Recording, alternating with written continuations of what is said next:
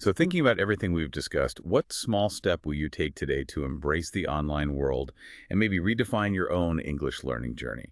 Perhaps it's finally finding an online teacher or language exchange partner you feel comfortable with, or maybe just trying out one of those AI tools for vocabulary building or grammar checking.